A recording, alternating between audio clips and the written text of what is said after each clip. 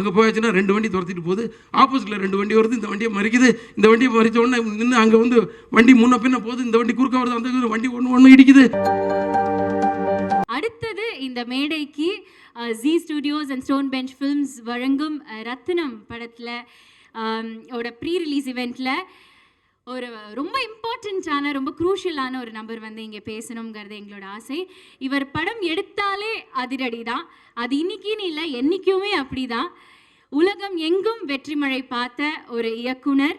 இவர் படத்தில் வசனம் அவ்வளோ ப்ரில்லியண்ட்டாக இருக்கும். இன்றைக்கி கேட்டாலும் கூட நமக்கு வந்து அந்த பஞ்ச் டயலாக்ஸ் எல்லாம் நம்ம மனசில் நிற்கும். அந்த மாதிரி ஒரு ப்ரில்லியண்ட்டான ஒரு director and mass entertainer and repeat ஆடியன்ஸோட ஒரு ஸ்டார் டிரெக்டர் அப்படின்னே சொல்லலாம். சம்மர் என்டர்டெய்னர் ரத்தினம் கொடுத்திருக்கிற எங்க ரத்தினத்தின் Rathnam. Can we have the AV for director Hari sir.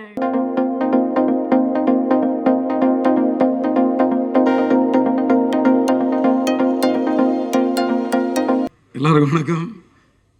எல்லோரும் நிறைய பேசிட்டாங்க, அதனால் கொஞ்சம் கம்மியாக பேசலாம்னு நினைக்கிறேன். முதல்ல வந்து இது வந்து ஒரு என்னது ஒருத்தரை பாராட்டுற மேடையாக ஆகக்கூடாதுன்னு ரொம்ப ஸ்ட்ரிக்டாக சொல்லியிருந்தேன். ஆனால் நிக்கில் வந்து ஏதோ பண்ணி விட்டார். அதனால் நான் வந்து இப்போ படத்தை பற்றி மட்டும் பேசுகிறேன். 17வது படம், விஷால் கூட 3வது படம். 2 படம் ஏற்கனவே நல்லா அமைஞ்சுது. ஸோ விஷால்கிட்ட ஒரு சின்ன ஒரு நாட் சொன்னேன், ரொம்ப பிடிச்சது. உடனே டக்குன்னு ப்ரொடியூசர் கார்த்திக் சாரை அறிமுகப்படுத்தி விட்டார். கார்த்திக் சாரே வந்து அவர் பேசும்போதே ரொம்ப ஒரு நல்ல மனுஷனாக தெரிஞ்சார். அதோடு எனக்கு அவர்கிட்ட ஒரு கிக்கு, அந்த கம்பெனியில் ஒரு கார்த்திக் சுப்ராஜ்னு ஒரு டைரக்டர் இருக்கார். ஒரு டைரக்டருக்கு கீழே போய் ஒரு அந்த கன்சர்னில் போய் ஒர்க் பண்ணுறன்ற கிக்கு எனக்கு ரொம்ப இருந்துச்சு. ஸோ வெரி ஹாப்பி அந்த கம்பெனியில் ஒர்க் பண்ணுறது. விஷால் கூட 3வது படம். ஸோ இந்த படம் வந்து எப்படி இருக்கணும்னு ஒரு ஐடியா பண்ணும்போது ஒரு கதை இருந்துச்சு. அந்த கதை வந்து ஒரு ஏற்கனவே அதில் ஒரு சேசியாக ஒரு கதையாக இருந்துச்சு. ரொம்ப ஒரு கதைக்குள்ளே வந்து அவுட்லைனே ஒரு ஸ்பீடாக இருந்துச்சு. ஸோ இப்போ வந்து நம்ம ஸ்க்ரீன் ப்ளே எப்படி பண்ணலான்னு ஒரு டிசைட் பண்ண கமிட் ஆன உடனே அப்போ வந்து ஒரு ஏற்கனவே 2 படம் பண்ணோம். அதில் நிறையா ஃபேமிலி இருந்துச்சு, ஆக்ஷன் இருந்துச்சு, எல்லாமே இருந்துச்சு. இது வந்து கொஞ்சம் ஃபேமிலி கொஞ்சம் குறைச்சிக்கலாம், ஃபேமிலி பார்க்குற மாதிரி எடுக்கலாம். ஆனால் ஃபேமிலி நிறைய யூத் ஆடியன்ஸை உள்ளே கொண்டாடுற மாதிரி வரணுன்றதுக்காக ஒரு 60% ஆக்ஷன் அண்ட் 40% வந்து ஒரு எல்லோரும் பார்க்குற மாதிரி ஒரு விஷயங்கள், இந்த மாதிரி ஒரு ஐடியாவில் வந்து ஸ்க்ரீன் ப்ளே பண்ணேன். அந்த ஸ்க்ரீன் ப்ளே வந்து உண்மையிலே வந்து எனக்கு வந்து ஒரு திருப்தியாக எடுக்கும்போது வந்து அந்த திருப்தி இருந்துச்சு. விஷாலுடைய ஒரு பெரிய கான்ட்ரிபியூஷன், டைமிங்லேயும் சரி, அந்த வேலையிலையும் சரி, ஈடுபடுத்திக்கிட்டது, பர்ஃபார்மன்ஸ்லேயும் சரி. ஆக்ஷன் வந்து எப்போயுமே ஒரு நல்லா பண்ணுவார்னு தெரியும். ஆனால் அதில் ஒரு எமோஷ்னல் பர்ஃபார்மன்ஸ் உண்மையிலே கண் கலங்குற மாதிரி ஒரு 2-3 இடம்.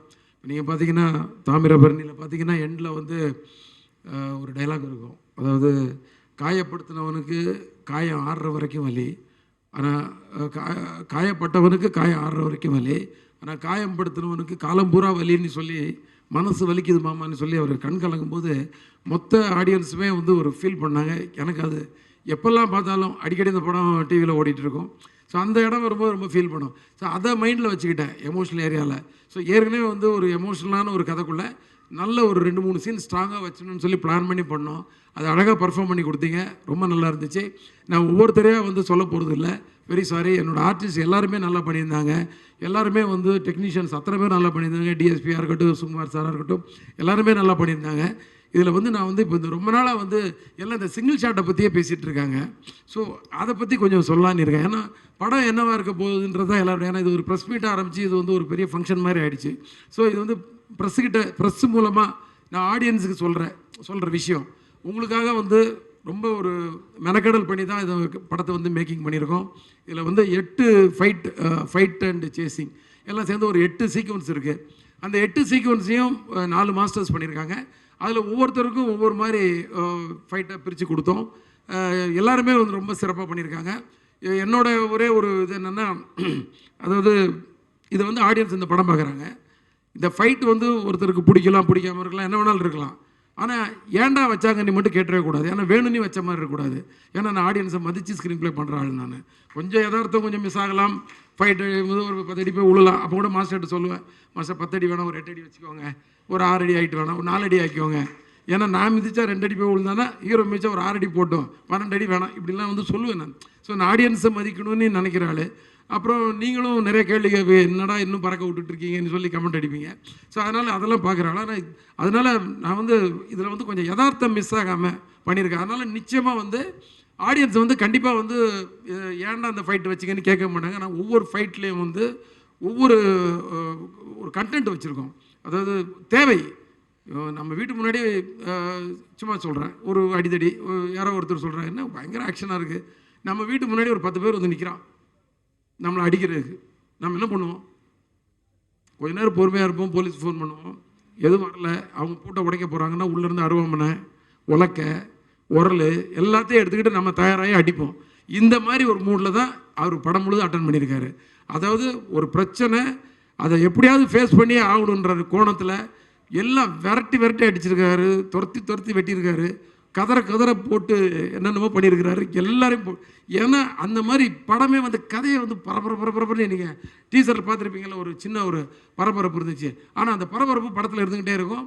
ஆனால் நான் ஒரே ஒரு தப்பு மட்டும் பண்ணல, என்னென்னா ஃபாஸ்ட்டாக கட் பண்ணுறன்ற சொல்கிற ஒரு பிளேமிங் இருந்துச்சு. அது வந்து ஒரு 10 வருஷம் முன்னாடி எல்லாம் ரசித்தாங்க. இப்போ வந்து நான் கொஞ்சம் லோக்கலில் எல்லா ஏரியாலையும் போய் ஒரு டீ கடை வரைக்கும் போய், இல்லை ஒரு ஆட்டோ டிரைவர் வரைக்கும் போய் எல்லார்ட்டையும் வந்து ஒரு ஐடியா எல்லாம் கேட்பேன் நான், எப்படி இருந்துச்சு, என்ன மைனஸு. ஏன்னா நம்ம ஓடின படம் ஓடாத படம் எல்லாமே எடுத்துருக்கோம். ஸோ ஓடாத படத்தில் இல்லை ஏதோ ஒரு விஷயம் எப்படி பிடிக்குதோ அப்படிங்களாங்கும் போது, அந்த ஃபாஸ்ட்டாக கட் பண்ணுறீங்க சார், அது வந்து இப்போ கொஞ்சம் எங்களுக்கு இன்ட்ரெஸ்ட்டாக இல்லை அப்படிங்கும்போது, சரி அப்போ எப்படி படத்தை ஃபாஸ்ட் பண்ணும்போது அந்த ஸ்க்ரீன் ப்ளே வந்து ஃபாஸ்ட் பண்ணிட்டோம். செம்ம பேஸில் இருக்கும் ஸ்க்ரீன் ப்ளே. அதில் ஒரு முக்கியமான சீக்வன்ஸ் தான் இந்த சிங்கிள் ஷாட் ஃபைட்டு. அதை பற்றி தேவி சார் தான் அதுக்கு முதல் ரசிகன்னு நினைக்கிறேன். ஏன்னா முதல்ல வந்து எடிட்டர் பார்த்து கட் பண்ணி அவர்கிட்ட தான் ஃபஸ்ட்டு காட்டினேன்.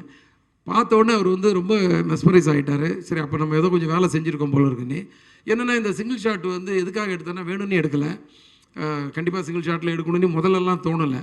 அந்த ஸ்க்ரீன் ப்ளே பண்ணிட்டு ஒவ்வொரு ஃபைட்டும் ஒவ்வொரு மாதிரி எடுத்துகிட்டு வரணும்போது, இது வந்து ஒரு சீன் ஒன்று ஆரம்பித்து அந்த சீன் வந்து அப்படியே ஃபைட்டாக கன்வெர்ட் ஆகி அந்த ஃபைட்டு சேசிங்காக மாறி அதில் 3 வண்டி பிளாஸ்ட் ஆகி 4வது வண்டி துரத்திட்டு வரும்போது இந்த ஹீரோவும் ஹீரோயின் போகிற அந்த வண்டி வந்து ஒரு ஃபாரஸ்ட்குள்ளே போய் அது வந்து டிஸப்பியர் ஆகும்போது அந்த கடைசியாக துரத்திட்டு அந்த வண்டி கூட அந்த ஃப்ரேமில் போயிட்டுருக்கணும். இது எல்லாமே சிங்கிள் ஷாட்டாக இருக்கணும் அப்படின்னு டிசைட் பண்ணோம். அதை எப்படி எடுத்துன்றதை மட்டும் இப்போ ஒன்று சொல்கிறேன். எடுத்தோன்னே ஹீரோ ஒரு ஜீப்பில் வந்துட்டு இருப்பார், ஹீரோயின் வந்து ஒரு பஸ்ஸுக்குள்ளே இருப்பாங்க. ஆனால் ஒரே கேமராமேன் கையில் கேமராமேன் ஜீப்பில் ஒரு பொசிஷனில் இருப்பார், டைரக்டர் ஜீப்பில் ஒரு இடத்துல ஒளிஞ்சு உட்காந்துட்டு இருப்பார். வண்டி போயிட்டுருக்கு, ஹைவேஸில் போயிட்டுருக்கு, 3.5 கிலோமீட்டர் ஸ்ட்ரெச்சு, 5 நிமிஷம் ஷாட்டு. இப்போ கிளம்பி போயிட்டே இருக்குது. இப்போ கேமரா பேன் ஆகுது, ஹீரோ இருக்கார், வண்டி முதல்ல காட்டுற ஒரு பஸ்ஸு தூரத்தில் போயிட்டுருக்கு, இந்த பக்கம் பேன் பண்ண ஹீரோ இருக்கார். ஹீரோ வந்து அந்த பஸ்ஸை வந்து ஹார்ன் அடித்து வண்டியை நிறுத்துன்றாரு. அந்த டிரைவர் நிறுத்த மாட்டேங்கிறான். நிறுத்தியான்னு திருப்பி கம்பல் பண்ணுறாரு, நிறுத்த மாட்டேங்கிறான். உடனே போய் கிராஸ் கட் அடிக்கிறாரு. கிராஸ் கட் அடித்த உடனே அந்த பஸ்ஸு பின்னாடி பிரேக் அடிக்குது. இப்போது கேமராமேன் கையிலேருந்து கேமராமேன் அசிஸ்டன்ட் கிட்ட கேமரா மாறுது, அவர் அதை எடுத்துகிட்டு வெளியே போயிட்டுருக்காரு. இவர் கீழே இருந்து இறங்கி வராரு. இப்போ கேமராமேன் கையிலுக்கு கிட்ட வருது, கேமராமேன் அந்த கேமரா கையில் வாங்குறாரு. இப்போ டைரக்டர் ஓடி போய் இன்னொரு வண்டியில் போய் மாஸ்டர் கூட போய் இருக்கிறாரு. அங்கேருந்து அவர் மாஸ்டர் கிட்ட இருந்து அங்கேருந்து மைக்கிலேருந்து கமெண்ட்ஸ் கொடுக்குறாரு. இப்போ இவர் நடந்து போகிறாரு. அந்த கொஞ்சம் ஃபாஸ்ட்டாக பேசணும்னு நினைக்கிறேன், ஆனால் வரமாட்டேங்குது. இதோட ஃபாஸ்ட்டாக பேச முடியாதோ? ஸோ பஸ்ஸுக்கிட்ட போகிறாரு, போய் வந்து அந்த படியில் ஏறுறாரு. ஸோ காம்போசிஷன் வைஸ் லோவாக இருக்கக்கூடாதுன்றக்காக ஒரு செட்டர் ஸ்டாண்ட் வந்து அங்கே வந்து ஒரு ஸ்டூலை கொண்டு வந்து போடுறாரு. அது மேலே கேமராமேன் ஏறி சின்ன கரெக்ட் காம்போசிஷனில் வைக்கிறாரு. அங்கே ஒரு சீன் ஒன்று போகுது. கடைசியாக அவங்கள கன்வின்ஸ் பண்ணி கூட்டிகிட்டு கீழே இறங்கி வராரு. இறங்கி வந்து இங்கே வந்து திரும்பி பார்த்தாச்சுன்னா ஹைவேஸில் ஆப்போசிட் ட்ராக்கில் 2 வண்டி வருது. அது வில்லன் குரூப் ட்ராக்கு. ஒரு 15 ஃபைட்டர்ஸ் வராங்க. இப்போ இறங்கி ஓடி போய் வண்டியில் போய் ஏறுறாங்க. வண்டியில் போய் ஏறினோடனே அதுக்குள்ளே அந்த ஜீப் வந்து பக்கத்தில் நிற்கிது. 15 ஃபைட்டர்ஸ் இறங்குறாங்க. இறங்கி ஃபைட் ஆரம்பிக்குது. ஒவ்வொருத்தனையும் அடிக்கிறார். எடுத்தவொன்னே ஒருத்தனை பிடிச்சி வச்சு நெஞ்சில் கத்தி எடுத்து குத்தி மற்றவனெல்லாம் த்ரில்ஃபுல்லாக பார்த்து ஒவ்வொருத்தனையும் எட்டி உதைக்கிறாரு, மிதிக்கிறாரு, குத்துறாரு, அடிக்கிறாரு. ஆனால் எட்டி உதைக்கும் போது அவன் பறந்து போகணும். என்னென்னா ஒரு ஃபைட்டர் அடித்ததுக்கப்புறம் அப்படி திரும்பி கேமரா அப்படி திரும்பி வரும்போது எல்லாமே சிங்கிள் ஷாட். கேமரா திரும்பி வர்றதுக்குள்ளே அவர் வந்து அந்த ரோப் எடுத்து ஊக்க மாட்டிட்டு ரெடியாக இருக்கணும். அந்த ஃபைட்டரை மிதிக்கும் போது ஃபைட்டர் மாஸ்டர் அசிஸ்டன்ட் வந்து கரெக்டாக இழுக்கணும். மாஸ்டர் அந்த கமெண்ட் வந்து இன்னொரு வேனில் உட்காந்து கொடுக்கணும். இந்த மாதிரி டார்கெட். இந்த 15 பேரை அடித்து போட்டு திருப்பி அந்த ஜீப்பில் ஏறி கிளம்புறாரு. அதுக்குள்ளே பஸ்ஸில் உள்ள ஜூனியர் ஆர்டிஸ்ட் 50 பேர் இறங்கி அங்கேருந்து எல்லாத்தையும் வேடிக்கை பார்த்துட்டு இருப்பாங்க. அவங்களும் அந்த இந்த சீனுக்கு வந்து கோஆப்ரேட் பண்ணும். யாராவது ஒருத்தர் தப்பு பண்ணாலும் முடிஞ்சுது. இப்போது வண்டி மறுபடி கிளம்புது ஜீப்பு. அவங்க வந்து 2 வண்டி இவங்களை துரத்திட்டு வந்தோடனே கேமராமேன் கையில் இருந்து கேமரா வந்து பறக்குது. பறந்தாச்சுன்னா 100 ஃபீட் ஹைட்டு போகுது. போயிட்டு இருக்கும்போது கடைசியாக வந்து வண்டி 2 வண்டி இந்த வண்டியை துரத்திட்டு போகும்போது கரெக்டாக ஹைடென்ஷன் ஒயரில் வந்து 100 மீட்டர்கிட்ட உயரத்தில் வந்து ஒரு கேமரா பட்டு டம்முன்னு கீழே விழுந்து உடஞ்சிருது கேமரா. அப்படியே கட்டு. அதுக்கப்புறம் இன்னொரு கேமரா, இன்னொரு இது, சேம் ப்ராசஸ். அந்த ப்ராசஸில் இப்போ திருப்பி அந்த ஒயரோட ஹைட்டை மெஷர் பண்ணி 80 ஃபீட்டு ஹைட்டில் 100 ஃபீட்டு 100 மீட்டர் கிடையாது 100 ஃபீட் 80 ஃபீட் ஹைட்டில் அந்த கேமரா போயிட்டுருக்குது.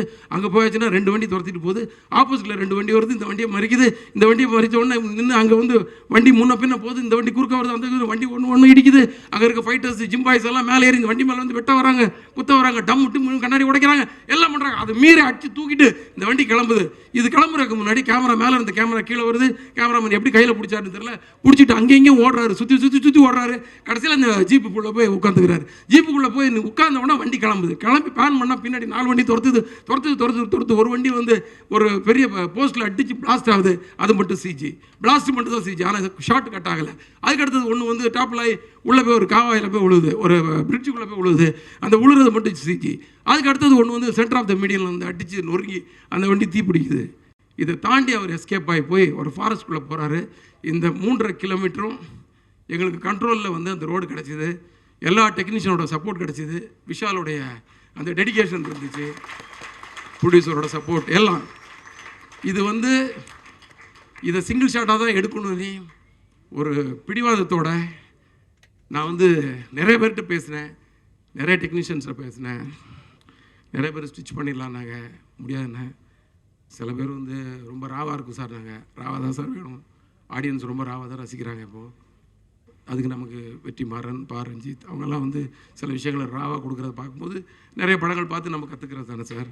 அதுக்கெல்லாம் எனக்கு நல்ல இது இருக்குது. அதுக்கு ஒரு அடையாளங்களுக்கு எனக்கு டேரக்டர்ஸ் இருக்கிறாங்க. நீங்கள் ஒரு ராவாக ஒரு கண்டென்ட் கொடுத்தா ரசிக்க, நம்ம படமே கமர்ஷியல் படம் தான் இருந்தாலும் ஒரு கண்டென்ட் இப்படி கொடுக்கலான்னு எல்லார்ட்டையும் போராடி கடைசியில் எனக்கு கண்ணன் மாஸ்டர் கிடைச்சார். நிறைய பேர்ட்டு அவர் சொன்ன உடனே, சார் என்ன வேணாலும் பண்ணிடலாம் வாங்க சார், மாஸ்டர் அந்த ஃபைட்டை மட்டும் கம்போஸ் பண்ணி கொடுத்துருங்க, அடித்து முன்ன பின்ன நான் வச்சுருக்கேன், நீங்கள் உங்கள்கிட்ட சொல்கிறேன், நீங்கள் எடுத்துருங்க மாஸ்டர். ஸோ அவர் வந்து அது பண்ணிட்டார். ஸோ மனவலியோடு தான் அந்த வேலைக்கே போனேன் நான். ஏன்னா இது முடிஞ்சிருமா முடியாதான்னு சொல்லி திருப்பதியில் ஷூட் பண்ணோம். அப்படியே மலையை பார்த்து அப்படியே நின்றுட்டு இருந்தேன். நைட்டு 10:30 மணிக்கு அந்த லொக்கேஷனை பார்த்தேன்.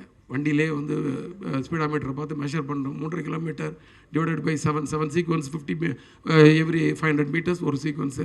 ஸோ இப்படி ஒரு கணக்கெல்லாம் போட்டுட்டு நைட்டு முடிச்சு காலையில் போனோம். விஷால் வந்தார், கடகடன்னு பிளான் பண்ணோம். ஒரு நாள் ஃபுல்லாக ரிஹர்சல். 2வது நாள் மத்தியானம் 3 மணிக்கு ஒரு டேக்கு, 5 மணிக்கு அடுத்த டேக்கில் வந்து ஓகே ஆகிடுச்சு. ஸோ ஓகே ஆனதுக்கப்புறம் தான் வந்து அந்த மன வலியும் அந்த பெயினும் வந்து போச்சு. ஏன்னா நம்ம நினச்சதை சாதிச்சிட்டோம் அப்படின்ற மாதிரி. ஸோ இதை நான் எதுக்கு இவ்வளோ டீட்டெயிலாக சொன்ன, கொஞ்சம் டைம் கூட நிறையா எடுத்துருப்பேன்னா, இந்த மாதிரி ஒரு விஷயம் இல்லை, படத்தில் எல்லா விஷயத்துலேயும் ஆடியன்ஸை மதித்து நாங்கள் நிறையா வேலைகள் செஞ்சுருக்கோம். அது வந்து நிச்சயமாக உங்களை வந்து சந்தோஷப்படுத்தும், திருப்திப்படுத்தும்னு நினைக்கிறேன். வேறு எதுவும் நான் பேச விரும்பலை. நீங்கள் படத்தை பாருங்கள், ப்ரெஸ் வந்து சப்போர்ட் பண்ணுங்கள். ஆடியன்ஸுக்கு கண்டிப்பாக பிடிக்கிற மாதிரி நிறைய விஷயங்கள் இருக்குது. ஒரு சின்ன பெயினோடு வருவீங்க, கண்டிப்பாக வலி, ஒரு எமோஷனலாக வெளில வருவீங்க படம் பார்த்துட்டு. நம்பிக்கை இருக்குது. நன்றி. Thank you so much, sir.